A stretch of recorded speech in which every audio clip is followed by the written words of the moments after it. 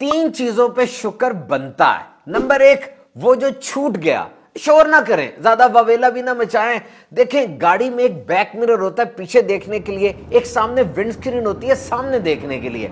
अगर आप back mirror को देखते रहेंगे तो सामने टक्कर लग जाएगी। विंड स्क्रीन को देख के गाड़ी चलती है, लेकिन कभी कभार बैक मिरर को भी देखना पड़ता है।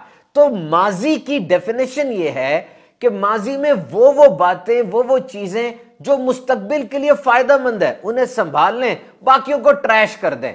आज आपको दुख हो रहा है, लेकिन मुस्तकबिल में पता चलेगा कि वो बंदा या वो चीज जो छूट गई, उसका छूट जाना ही फायदे में था। तो शुक्र बनता है उस पे जो छूट गया, और एक वो जो रह गया। जो कुछ आपके पास है ना, लोग तरसते हैं उसके लिए, बड़े वेल ऑफ हैं आप, ये आजाद सलामत हैं, महरूमियों को नहीं नेमतों को देखिए। तो एक वो जो छूट गया, एक वो जो रह गया, और एक वो जो रास्ते में है। इससे उम्मीद कहते हैं। एक्सपेक्ट फॉर द बेस्ट, उम्मीद रखें।